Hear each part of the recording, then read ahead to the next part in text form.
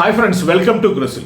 ഇന്ത്യയും ഓസ്ട്രേലിയയും തമ്മിലുള്ള 5 മത്സരങ്ങളുടെ ബോർഡർ ഗവാസ്കർ ട്രോഫിക്ക് ഈ നവംബർ 22 പെർത്തിലെ ഓപ്റ്റ സ്റ്റേഡിയത്തിൽ തുടക്കം കുറിക്കാൻ പോവുകയാണ്. ഈ മത്സരത്തിന് മുന്നോടിയായിട്ട് ഇന്ത്യ കളിക്കാൻ പോകുന്ന ആ 11 പേർ ആരൊക്കെ ആയിരിക്കും എന്നുള്ളതിനെ കുറിച്ചുള്ള സജീവമായിട്ടുള്ള ചർച്ചകളാണ് ഇന്ത്യയിലെ ദൃശ്യ മാധ്യമങ്ങളിലും ഒപ്പം തന്നെ സോഷ്യൽ മീഡിയയിലും നിറഞ്ഞു നിൽക്കുന്നത്. അതിന്റെ പ്രധാനപ്പെട്ട കാരണം എന്ന് പറയുന്നത് 2 പ്രധാനപ്പെട്ട താരങ്ങൾ ഈ മത്സരത്തിൽ പങ്കെടുക്കുന്നില്ല എന്നുള്ളത് കൊണ്ടാണ്. അല്ലെങ്കിൽ ഇന്ത്യയുടെ 6 ബാറ്റർമാരെ തീരുമാനിക്കുക എന്ന് പറയുന്നത് വളരെ ഈസി ആയിട്ടുള്ള ഒരു കാര്യമായിരുന്നു. കാരണം എന്താണെന്ന് വെച്ച് കഴിഞ്ഞാൽ യശസ്വി ജയ്സ്വാളും രോഹിത് ശർമ്മയും ഓപ്പൺ ചെയ്യുന്നു, 1 ഡൗൺ ശുഭ്മാൻ ഗിൽ വരുന്നു, 2 ഡൗൺ വിരാട് കോഹ്ലി വരുന്നു, 3 ഡൗൺ ഋഷഭ് പന്ത് വരുന്നു. ആ ഒരു 4 ഡൗൺ പൊസിഷനിലേക്ക് മാത്രം, അതായത് നമ്പർ 6 എന്ന് പറയുന്ന ഒരു പൊസിഷനിലേക്ക് മാത്രമായിരിക്കും KL രാഹുൽ വേണമോ അതോ സർഫറാസ് ഖാൻ വേണമോ എന്നുള്ള ഒരു ചർച്ച ഉണ്ടാവാൻ പോയിരുന്നത്. പക്ഷേ അൺഫോർച്ചുനേറ്റ്ലി രോഹിത് ശർമ്മ അദ്ദേഹത്തിന്റെ പേഴ്സണൽ ആയിട്ടുള്ള കാര്യങ്ങൾ കാരണം ആദ്യ മത്സരത്തിൽ കളിക്കുന്നില്ല എന്നുള്ള വാർത്തകളാണ് ഇപ്പോൾ പുറത്തു വന്നുകൊണ്ടിരിക്കുന്നത്. അപ്പോൾ ഓപ്പണിംഗ് സ്ലോട്ടിലേക്ക് ഇന്ത്യക്ക് ഒരു ബാറ്ററെ അത്യാവശ്യമാണ്. അതുപോലെ തന്നെ 1 ഡൗൺ പൊസിഷനിൽ ഇന്ത്യയുടെ ഷുവർ ഷോട്ട് ആയിരുന്ന ശുഭ്മാൻ ഗില്ലും ഈ പ്രാക്ടീസിനിടയിൽ അദ്ദേഹത്തിന്റെ കൈവിരലിനേറ്റ പരിക്ക് കാരണം ആദ്യ ടെസ്റ്റ് മത്സരത്തിൽ അവൈലബിൾ ആയിരിക്കില്ല എന്നുള്ളതാണ് പറയപ്പെടുന്നത്. അപ്പോൾ ആ ഒരു 1 ഡൗൺ പൊസിഷനിലും ഇന്ത്യക്ക് ഒരു ബാറ്റർ ആവശ്യമാണ് എന്നുള്ളത് കൊണ്ടാണ് ഇത്ര സജീവമായ ചർച്ചകൾ നടന്നുകൊണ്ടിരിക്കുന്നത്. ഏതായാലും ഇന്ത്യൻ ടീം അവിടെ ടൂർ ചെയ്തിരുന്ന സമയത്ത് ആ ടീമിന് വേണ്ടി നല്ല പ്രകടനങ്ങൾ കാഴ്ചവെച്ച സായ് സുദർശൻ അതുപോലെ തന്നെ ദേവ്ദത്ത് പടിക്കൽ, ഈ 2 താരങ്ങളെ ഈ ഇന്ത്യയും അതുപോലെ തന്നെ ഇന്ത്യൻ ടീമും തമ്മിലുള്ള പ്രാക്ടീസ് മാച്ചുകൾക്കായി അവർ ഉപയോഗിക്കുകയും ചെയ്തിരുന്നു. ഒപ്പം തന്നെ മറ്റൊരു പ്രധാനപ്പെട്ട ഓപ്പണറായിട്ടുള്ള ഋതുരാജ് ഗെയ്ക്വാദിന്റെ ഒരു നല്ല പ്രകടനവും ഈ പ്രാക്ടീസ് മത്സരങ്ങൾക്കിടയിൽ കണ്ടിരുന്നു. അപ്പോൾ ഇതിൽ ഏതെങ്കിലുമൊക്കെ താരത്തിനെ അവിടെ ഇന്ത്യൻ ടീമിന്റെ കൂടെ നിലനിർത്തും എന്നാണ് കരുതിയിരുന്നത്. അതിലിപ്പോൾ ഏറ്റവും അവസാനമായി വന്നിരിക്കുന്ന വാർത്തകൾ അനുസരിച്ച് ദേവ്ദത്ത് പടിക്കലിനെ ാണ് ഈ 18 അംഗ ടീമിൽ ഉൾപ്പെടുത്തിയിരിക്കുന്നതെന്ന് നമുക്ക് കാണാനായിട്ട് സാധിക്കും. ഒപ്പം ഉണ്ടായിരുന്ന ഋതുരാജ് ഗെയ്ക്വാദും സായ് സുദർശനയ്ക്കും ഇന്ത്യയിലേക്ക് മടങ്ങി എന്നുള്ള വാർത്തകളാണ് വന്നുകൊണ്ടിരിക്കുന്നത്. അപ്പൊ നോർമലി നമ്മൾ നോക്കുമ്പോൾ ഇന്ത്യയുടെ ഈ ടോപ്പ് 6 എങ്ങനെയായിരിക്കും എന്ന് നോക്കുമ്പോൾ അതിൽ യശസ്വി ജയ്സ്വാളിന്റെ കൂടെ ആരായിരിക്കും ഓപ്പൺ ചെയ്യാൻ പോകുന്നതെന്നുള്ളതാണ് ഒരു ചർച്ചാ വിഷയം എന്ന് പറയുന്നത്. രോഹിത് ശർമ്മ അവൈലബിൾ അല്ലാത്ത സ്ഥിതിക്ക് ആ പൊസിഷനിലേക്ക് KL രാഹുൽ എത്തുമെന്നാണ് പറയപ്പെടുന്നത്. KL രാഹുലിനെ പല പൊസിഷനിൽ ഇന്ത്യ ഇതിനു മുമ്പ് ട്രൈ ചെയ്തിട്ടുണ്ട്. അദ്ദേഹം ഓപ്പണറായിട്ട് വന്നിട്ടുണ്ട്, ടോപ്പ് ഓർഡറിൽ അദ്ദേഹം ബാറ്റ് ചെയ്തിട്ടുണ്ട്, മിഡിൽ ഓർഡറിൽ അദ്ദേഹം ബാറ്റ് ചെയ്തിട്ടുണ്ട്. അദ്ദേഹത്തിന്റെ ഒരു എക്സ്പീരിയൻസ് കൊണ്ട് തന്നെ അദ്ദേഹത്തിനെ യശസ്വി ജയ്സ്വാളിന്റെ കൂടെ ഒരു ഓപ്പണിംഗ് സ്ലോട്ടിലേക്ക് കൺസിഡർ ചെയ്യുമെന്നുള്ള വാർത്തകളാണ് വന്നുകൊണ്ടിരിക്കുന്നത്. ഇനി 1 ഡൗൺ പൊസിഷനിൽ ശുഭ്മാൻ ഗിൽ ഇല്ലാത്തത് കൊണ്ട് തന്നെ ആ പൊസിഷനിലേക്ക് ആയിരിക്കും ദേവ്ദത്ത് പടിക്കലിനെ കൺസിഡർ ചെയ്യുക എന്നുള്ളതാണ് പറയപ്പെടുന്നത്. കാരണം ഈ കഴിഞ്ഞ ദിവസം നടന്ന പ്രാക്ടീസ് സെഷനിൽ ഈ ന്യൂ ബോൾ കളിക്കുന്നതിനുള്ള ഒരു പ്രാക്ടീസ്, അല്ലെങ്കിൽ ഈ പെർത്തിലെ പിച്ച് എന്ന് പറയുന്നത് ഒരുപാട് ബൗൺസ് ലഭിക്കുന്ന പിച്ചാണെന്ന് പറയപ്പെടുന്നുണ്ട്. അപ്പോൾ അതുകൊണ്ട് തന്നെ ആ പിച്ചിൽ കളിച്ച് പരിചയപ്പെടുന്നതിന് വേണ്ടിയിട്ടായിട്ട് ഈ ബൗൺസുള്ള പിച്ചുകളിലുള്ള ഒരു പ്രാക്ടീസ് ഇന്ത്യൻ മാനേജ്മെന്റ് ദേവ്ദത്ത് പടിക്കലിന് വേണ്ടി സ്പെഷ്യലായിട്ട് ഒരുക്കിയിരുന്നു എന്നുള്ള വാർത്തകളാണ് വന്നുകൊണ്ടിരിക്കുന്നത്. ഇനി ദേവ്ദത്ത് പടിക്കലിന്റെ ഒരു 1 ഡൗൺ പൊസിഷൻ കഴിഞ്ഞാൽ 2 ഡൗൺ പൊസിഷനിൽ ഡെഫിനറ്റ് ആയിട്ടും വിരാട് കോഹ്ലി തന്നെയായിരിക്കും. 3 ഡൗൺ പൊസിഷനിലേക്ക് വരുമ്പോൾ ആ പൊസിഷൻ ഹോൾഡ് ചെയ്യാൻ പോകുന്നത് ഉറപ്പായിട്ടും ഋഷഭ് പന്ത് ആയിരിക്കും എന്ന് നമുക്ക് കാണാനായിട്ട് സാധിക്കും. ഇനി ഏറ്റവും ഇമ്പോർട്ടന്റ് ആയിട്ടുള്ള ഒരു പൊസിഷൻ എന്ന് പറയുന്നത് നമ്പർ 6 പൊസിഷനാണ്. 6 ബാറ്റർമാരാണ് ഉണ്ടാവുക.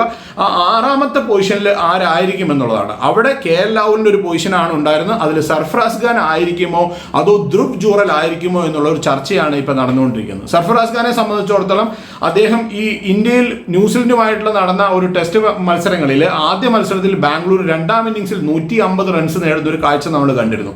പക്ഷേ ആ ടെസ്റ്റിന്റെ തന്നെ ആദ്യ ഇന്നിംഗ്സിലും പിന്നീട് പൂനെയിലും അതുപോലെ മുംബൈയിലും നടന്ന 2 ടെസ്റ്റ് മത്സരങ്ങളിലെ 4 ഇന്നിംഗ്സുകളിലും അദ്ദേഹം പരാജയപ്പെടുന്ന ഒരു കാഴ്ചയാണ് നമ്മൾ കണ്ടത്. അപ്പൊ അതുകൊണ്ട് തന്നെ ആ ഒരു പൊസിഷനിലേക്ക് ഇതുപോലെയുള്ള ഒരു ബൗൺസി വിക്കറ്റിൽ അദ്ദേഹത്തിനെ യൂസ് ചെയ്യുമോ എന്നുള്ളതാണ് ഒരു ചോദ്യമായിട്ട് അവശേഷിക്കുന്നത്. അതിന് പകരമായിട്ട് ധ്രുവ് ജൂറൽ എന്ന് പറയുന്ന വിക്കറ്റ് കീപ്പർ ബാറ്ററിനെ ഉപയോഗിക്കുമോ എന്നുള്ളതാണ് ഇന്ത്യൻ മാനേജ്മെന്റിന്റെ മുന്നിലുള്ള ഒരു ചോദ്യം എന്ന് പറയുന്നത്. കാരണം എന്താണെന്ന് വെച്ചാൽ ധ്രുവ് ജൂറൽ ഇപ്പോൾ ഇന്ത്യൻ ടീമിന് വേണ്ടി അവിടെ നല്ല പ്രകടനങ്ങൾ കാഴ്ചവെക്കുകയും ചെയ്തിരുന്നു. അപ്പൊ അദ്ദേഹമായിരിക്കുമോ ടീമിന്റെ കൂടെ ഈ നമ്പർ 6 പൊസിഷൻ ഹോൾഡ് ചെയ്യാൻ പോകുന്നതെന്നാണ് മറ്റൊരു പ്രധാനപ്പെട്ട കാര്യം എന്ന് പറയുന്നത്. ഇനി ഇതിൽ മിസ് ചെയ്തിരിക്കുന്ന ഒരു താരം എന്ന് പറയുന്നത് ഈ ഓപ്പണിംഗ് സ്ലോട്ടിലേക്ക് ആദ്യം ഇന്ത്യ രോഹിത് ശർമ്മയും ജയ്സ്വാളും കൂടാതെ ഒരു ബാക്കപ്പ് ഓപ്പണറായിട്ട് കണ്ടിരുന്ന താരം എന്ന് പറയുന്നത് അഭിമന്യു ഈശ്വരനെ ആയിരുന്നു. പക്ഷേ അഭിമന്യു ഈശ്വരന്റെ പേര് ഇപ്പോൾ എവിടെയും പറഞ്ഞു കേൾക്കാനില്ല. കാരണം ഈ 18 അംഗ ടീമിൽ അദ്ദേഹം ഉണ്ടെങ്കിലും ഈ ഇന്ത്യ മത്സരങ്ങളിൽ അല്ലെങ്കിൽ അവിടെ പോയതിനു ശേഷം അദ്ദേഹത്തിന്റെ പെർഫോമൻസ് വളരെ മോശമായിരുന്നു എന്നുള്ള രീതിയിലുള്ള വാർത്തകളാണ് വരുന്നത്. അതുകൊണ്ട് തന്നെ അദ്ദേഹത്തിനെ ഈ ഓപ്പണിംഗ് സ്ലോട്ടിലേക്ക് ഒരു പുതുമുഖ താരമാണ്. ഇന്ത്യയിൽ ഈ ഡൊമസ്റ്റിക് സീസണിൽ ഒരുപാട് റൺസ് നേടിയിട്ടുള്ള താരമാണ്. പക്ഷേ ഇങ്ങനെ ഒരു ടൈറ്റ് ആയിട്ടുള്ള ഒരു പരമ്പരയിൽ അദ്ദേഹത്തിന് ഒരു സ്ലോട്ട് കൊടുക്കുമോ, അല്ലെങ്കിൽ അദ്ദേഹത്തിന് ഈ പെർത്ത് പോലെയുള്ള ഒരു പിച്ചിൽ കളിക്കാനുള്ള ഒരു അവസരം ആദ്യം തന്നെ കൊടുക്കുമോ എന്നുള്ള ഒരു സംശയമുള്ള കാര്യമായിട്ടാണ് കാണുന്നത്. ഇനി നമ്മൾ ഇതിൽ പ്രധാനപ്പെട്ട ഒരു കാര്യം എന്ന് പറയുന്നത് ഈ ഓൾറൗണ്ടർമാരിലേക്ക് വരുമ്പോഴാണ്. ഓൾറൗണ്ടർമാരിലേക്ക് വരുന്ന സമയത്ത് ആരെയായിരിക്കണം ഈ ഓൾറൗണ്ടറായിട്ട് യൂസ് ചെയ്യേണ്ടത്? അതൊരു സ്പിൻ ഓൾറൗണ്ടറായിട്ട് രവിചന്ദ്രൻ അശ്വിനുണ്ട്, വാഷിംഗ്ടൺ സുന്ദറുണ്ട്, രവീന്ദ്ര ജഡേജ ഉണ്ട്. രവീന്ദ്ര ജഡേജ ആയിരിക്കും ആദ്യ 11-ൽ ഈ നമ്പർ 7 പൊസിഷനിൽ ബാറ്റ് ചെയ്യുക, അല്ലെങ്കിൽ അദ്ദേഹമായിരിക്കും ഒരു സ്പിൻ ഓൾറൗണ്ടറായിട്ട് കളിക്കുക എന്നുള്ള വാർത്തകളാണ് പുറത്തു വന്നുകൊണ്ടിരിക്കുന്നത്. ഇനി അടുത്ത നമ്പർ 8 പൊസിഷനിലേക്ക് ഒരു ഫാസ്റ്റ് ബോളിംഗ് ഓൾറൗണ്ടറായിട്ട് ഒരാൾ ആവശ്യമുണ്ട്. ആ ഒരു പൊസിഷനിലേക്ക് നിതീഷ് കുമാർ റെഡ്ഡി ആയിരിക്കും എന്നാണ് പറയപ്പെടുന്നത്. കാരണം നിതീഷ് കുമാർ റെഡ്ഡി താരതമ്യേന ഒരു ഇൻഎക്സ്പീരിയൻസ്ഡ് ആയിട്ടുള്ള താരമാണ്. അദ്ദേഹത്തിന്റെ പെർഫോമൻസ് എന്ന് പറയുന്നത് കൂടുതലും ഈ വൈറ്റ് ബോൾ ക്രിക്കറ്റിലാണ് നമ്മൾ കണ്ടിരിക്കുന്നത്. റെഡ് ബോൾ ക്രിക്കറ്റിൽ ഈവൻ ഡൊമസ്റ്റിക് സീസണിൽ പോലും അദ്ദേഹം ഒരു വലിയ പ്രകടനങ്ങളൊന്നും കാഴ്ചവെച്ചിട്ടില്ലാത്ത താരമാണ്. അപ്പോൾ അദ്ദേഹത്തിനെ ആ ഒരു പൊസിഷനിലേക്ക് കൊണ്ടുവന്നു കഴിഞ്ഞാൽ ഒരു 135 കിലോമീറ്റേഴ്സിൽ ബോൾ ചെയ്യാൻ പറ്റുന്ന ഒരു താരമാണ് നിതീഷ് കുമാർ റെഡ്ഡി. ഒപ്പം തന്നെ നന്നായിട്ട് അറ്റാക്ക് ചെയ്ത് ബാറ്റ് ചെയ്യുന്ന ഒരു ബാറ്ററുമാണ്. അപ്പോൾ പെർത്തിൽ ഇതുപോലെ കുത്തി ഉയരുന്ന പിച്ചുകളിൽ അദ്ദേഹത്തിനെ ഉപയോഗിക്കുമോ അതോ 2 സ്പിന്നർമാരെ വെച്ച് കളിക്കുമോ എന്നുള്ളതാണ് ഒരു ചോദ്യം എന്ന് പറയുന്നത്. ഇനി ഫാസ്റ്റ് ബോളർമാരിലേക്ക് വരുമ്പോൾ ജസ്പ്രീത് ബുംറ ഡെഫിനറ്റ് ആയിട്ടും അദ്ദേഹം ആ ടീമിന്റെ ഭാഗമായിട്ടുണ്ടാവും. മറ്റ് 2 പേസർമാർ ആരായിരിക്കും എന്നുള്ളതാണ്. മറ്റ് 2 പേസർമാരിൽ ഡെഫിനറ്റ് ആയിട്ടും ഒരു പേസറുടെ സ്ലോട്ട് എൻ്റെ അഭിപ്രായത്തിൽ പറയുകയാണെങ്കിൽ ആകാശ് ദീപിന് കൊടുക്കണം എന്നുള്ളതാണ്. കാരണം അദ്ദേഹത്തിന് ഒരുപാട് ബൗൺസ് ലഭിക്കുന്ന വിക്കറ്റുകളാണ് പെർത്തിലേത് എന്നുള്ളതുകൊണ്ട് അദ്ദേഹത്തിന് ഒരു ചാൻസ് കൊടുക്കണം ആ പൊസിഷനിൽ എന്നാണ് ഞാൻ കരുതപ്പെടുന്നത്. ഇനി നമ്പർ 11 പൊസിഷനാണ്. ആ നമ്പർ 11 പൊസിഷനിലേക്ക് 3 ഫാസ്റ്റ് ബോളർമാരാണ് നമ്മുടെ ടീമിലുള്ളത്. ഒന്ന് ഹർഷിത് റാണ, മുഹമ്മദ് സിറാജ്, പ്രസിദ്ധ് കൃഷ്ണ. എന്നോട് ചോദിക്കുകയാണെങ്കിൽ പ്രസിദ്ധ് കൃഷ്ണ അല്ലെങ്കിൽ ഹർഷിത് റാണ ഇതിൽ ഏതെങ്കിലും ഒരു താരത്തിനെ ഒരു സ്പോട്ടിലേക്ക് ഈ ഒരു ടെസ്റ്റ് മത്സരത്തിൽ കൺസിഡർ ചെയ്യണം എന്നാണ് എൻ്റെ അഭിപ്രായം. അങ്ങനെ പറയാനുള്ളൊരു കാരണം എന്ന് പറയുന്നത് ജസ്പ്രീത് ബുംറയ്ക്ക് കൂട്ടായിട്ട് മുഹമ്മദ് സിറാജ് ഉണ്ടെങ്കിൽ നല്ലതായിരിക്കും എന്നുള്ള രീതിയിലുള്ള ഒരുപാട് കമൻറ്റുകൾ നമ്മൾ കാണാറുണ്ട്. പക്ഷേ ഇതൊരു ബൗൺസി വിക്കറ്റ് ആയതുകൊണ്ട്, പെർത്തിലെ ഒരു വിക്കറ്റ് ബൗൺസി വിക്കറ്റാണ്. അങ്ങനെയുള്ള ഒരു വിക്കറ്റ് ആയതുകൊണ്ട് തന്നെ ഡെഫിനറ്റ് ആയിട്ടും ജസ്പ്രീത് ബുംറയുടെ കൂട്ടായിട്ട് ഒരു ടോൾ ആയിട്ടുള്ള ഒരു ഫാസ്റ്റ് ബോളർ ആണെങ്കിൽ നല്ലതായിരിക്കും എന്നുള്ളതാണ് എൻ്റെ അഭിപ്രായം. കാരണം മുഹമ്മദ് സിറാജ് ഒരു സ്വിംഗ് ബൗളറാണ്, അദ്ദേഹം ബോൾ കൂടുതലായിട്ട് സ്വിംഗ് ചെയ്യിക്കുന്ന ബൗളറാണ്. അപ്പോൾ അതുകൊണ്ട് തന്നെ അടുത്ത മത്സരം എന്ന് പറയുന്ന അഡ്ലൈഡിലാണ്, പിങ്ക് ബോളിലാണ്. അപ്പോൾ ആ ഒരു മത്സരത്തിൽ ബോൾ നന്നായിട്ട് സ്വിംഗ് ചെയ്യാനുള്ള സാധ്യത കൂടുതലുള്ളത് കൊണ്ട് തന്നെ അദ്ദേഹത്തിനെ അവിടെ യൂസ് ചെയ്യുന്നതായിരിക്കും നല്ലതെന്നാണ് എൻ്റെ അഭിപ്രായം. അതുകൊണ്ട് തന്നെ പ്രസിദ്ധ് കൃഷ്ണനെ ഞാൻ പറയാനുള്ള കാരണം, അല്ലെങ്കിൽ ഹർഷിത് റാണനെ പറയാനുള്ള കാരണം, അവർ കുറച്ചും കൂടെ ഒരു അടിച്ചെറിയുന്ന ബൗളർമാരാണ്. അപ്പോൾ അത് കൂടുതൽ ഇന്ത്യക്ക് ഗുണം ചെയ്യുമെന്നാണ് ഞാൻ വിശ്വസിക്കുന്നത്. ഇനി മറ്റൊരു സജഷൻ എന്ന് പറഞ്ഞ് കുറച്ചും കൂടെ ഒരു വൈൽഡായിട്ട് നമ്മൾ തിങ്ക് ചെയ്യുകയാണെങ്കിൽ ഒരു പ്രധാനപ്പെട്ട ഒരു ചർച്ച അല്ലെങ്കിൽ ചെയ്യേണ്ട ഒരു വിഷയം എന്ന് പറയുന്നത് വാഷിംഗ്ടൺ സുന്ദറിനെ ഈ ടീമിലേക്ക് കൊണ്ടുവരുവാനായിട്ട് സാധിക്കുമോ എന്നുള്ളതാണ്. വാഷിംഗ്ടൺ സുന്ദറിനെ സംബന്ധിച്ചിടത്തോളം കഴിഞ്ഞ പരമ്പരയിൽ, അതായത് ഇതിനു മുമ്പ് ഇന്ത്യ അവിടെ പരമ്പര നേടിയപ്പോൾ നല്ല ഒരു പ്രകടനം ബാറ്റ് കൊണ്ട് കാഴ്ചവെച്ച ഒരു താരമാണ് വാഷിംഗ്ടൺ സുന്ദർ എന്ന് പറയുന്നത്. ഇപ്പോൾ ഈ കഴിഞ്ഞ രഞ്ജി ട്രോഫിയിൽ അദ്ദേഹം അവസാനമായി കളിച്ച രഞ്ജി ട്രോഫി മത്സരത്തിൽ ഡൽഹിക്കെതിരെ ഒരു മികച്ച ഇന്നിങ്സ് ഒരു 1 ഡൗൺ 2 ഡൗൺ പൊസിഷനിൽ വന്ന് കാഴ്ചവെക്കാനായിട്ട് അന്ന് വാഷിംഗ്ടൺ സുന്ദറിന് സാധിക്കുകയും ചെയ്തിട്ടുണ്ട്. അപ്പോൾ അതുകൊണ്ട് തന്നെ വേണമെങ്കിൽ അദ്ദേഹത്തിനെ ഒരു 1 ഡൗൺ പൊസിഷനിൽ യൂസ് ചെയ്യാമെന്നുള്ളതാണ് എൻ്റെ ഒരു അഭിപ്രായം എന്ന് പറയുന്നത്. ദേവദത്ത് പടിക്കലിന് പകരമായിട്ട് വാഷിംഗ്ടൺ സുന്ദറിനെ ആ ഒരു പൊസിഷനിൽ ഉപയോഗിക്കാൻ സാധിക്കുമെങ്കിൽ ഇന്ത്യക്ക് 2 സ്പിൻ ബൗളിംഗ് ഓപ്ഷൻ അവിടെ ഉണ്ടാവുമെന്നുള്ളതാണ്.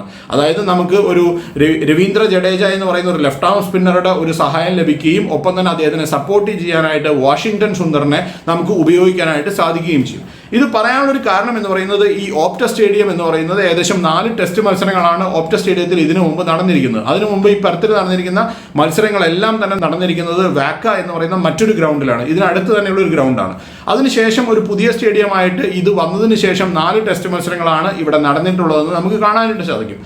ഈ പെർത്തിലെ പിച്ചുകളെ പറ്റി പറയുമ്പോൾ അത് വാക്കയാണെങ്കിലും ഓപ്റ്റസിലാണെങ്കിലും എല്ലാവരും പറയുന്ന കാര്യം എന്ന് പറയുന്നത് മുഖത്തിന് നേരെ വരുന്ന ബൗളുകൾ, അതായത് ഫാസ്റ്റ് ബോളേഴ്സിനെ ഒരുപാട് ഹെൽപ്പ് ചെയ്യുന്ന, നന്നായിട്ട് ബോൾ ബൗൺസ് ചെയ്യുന്ന വിക്കറ്റുകളാണ് ഈ പെർത്തിലെ വിക്കറ്റുകൾ എന്നാണ് പറയപ്പെടുന്നത്. പക്ഷേ നമ്മൾ ഈ 4 ടെസ്റ്റുകളുടെ അവിടുത്തെ ഒരു അനാലിസിസ് എടുത്ത് നോക്കുകയാണെങ്കിൽ ആ ഒരു ഗ്രൗണ്ടിൽ അല്ലെങ്കിൽ ആ ഒരു പിച്ചിൽ ഏറ്റവും കൂടുതൽ വിക്കറ്റ് നേടിയിരിക്കുന്ന ഒരു താരം എന്ന് പറയുന്നത് ഓസ്ട്രേലിയയുടെ ഓസ്പിന്നർ ആയിട്ടുള്ള നതൻ ലയൻ ആണെന്ന് കാണാനായിട്ട് സാധിക്കും.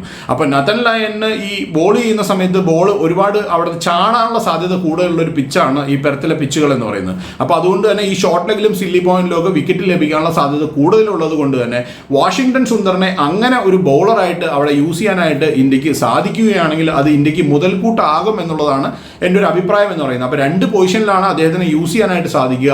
ഒന്നുകിൽ അദ്ദേഹത്തിന് ഒരു റിസ്ക് എടുത്തുകൊണ്ട് 1 ഡൗൺ പൊസിഷനിൽ ദേവദത്ത് പടിക്കലിന് പകരമായിട്ട് ടീമിലേക്ക് കൊണ്ടുവരിക, അതല്ലെങ്കിൽ നിതീഷ് കുമാർ റെഡ്ഡിക്ക് പകരമായിട്ട് ഒരു ഫാസ്റ്റ് ബോളിംഗ് ഓൾറൗണ്ടർക്ക് പകരമായിട്ട് ഒരു സ്പിൻ ഓൾറൗണ്ടറായിട്ട്. അപ്പോൾ 3 ഫാസ്റ്റ് ബോളർമാരാണ് ഇന്ത്യൻ ടീമിൽ ഉണ്ടാവുക. ഒപ്പം തന്നെ 2 സ്പിന്നർമാർ രവീന്ദ്ര ജഡേജയും വാഷിംഗ്ടൺ സുന്ദറും. അശ്വിനെ ഈ ടീമിലേക്ക് കൊണ്ടുവരുവാനായിട്ട് നമുക്ക് ശ്രമിക്കണമെങ്കിൽ ഇതുപോലെ വാഷിംഗ്ടൺ സുന്ദറിനെ പുറത്തിരുത്തണം, അല്ലെങ്കിൽ രവീന്ദ്ര ജഡേജനെ പുറത്തിരുത്തണം. ആരെങ്കിലും ഒരാളെ മാറ്റി നിർത്തിയാൽ മാത്രമേ അശ്വിനെ നമുക്ക് ടീമിലേക്ക് കൊണ്ടുവരുവാനായിട്ട് സാധിക്കുകയുള്ളൂ. അപ്പോൾ ഈ ഒരു ഓപ്ഷൻസ് ഒക്കെയാണ് നമ്മുടെ മുന്നിലുള്ളത്. ഏതായാലും മത്സരം തുടങ്ങാനായിട്ട് ഇനി 2-3 ദിവസങ്ങൾ ബാക്കിയുണ്ട്. അതുകൊണ്ട് തന്നെ കൂടുതൽ വാർത്തകൾക്ക് വേണ്ടി നമുക്ക് വെയിറ്റ് ചെയ്യാം. എന്തായിരിക്കും ഇന്ത്യൻ ടീം മാനേജ്മെന്റിന്റെ ഒരു സ്ട്രാറ്റജി, ഈ പെർത്തിലെ ഈ ഒരു ഓപ്റ്റ സ്റ്റേഡിയത്തിൽ മത്സരം തുടങ്ങുന്നതിന് മുമ്പ് എന്തായിരിക്കും സ്ട്രാറ്റജി എന്നുള്ളതിനെ കുറിച്ചിട്ട് പ്രധാനമായിട്ടുള്ള ഒരു അപ്ഡേറ്റ്സിന് വേണ്ടി നമുക്കും വെയിറ്റ് ചെയ്യാമെന്നാണ് എനിക്ക് തോന്നുന്നത്. ഏതായാലും മറ്റൊരു വീഡിയോ ആയിട്ട് നമുക്ക് വീണ്ടും കാണാം. ബൈ.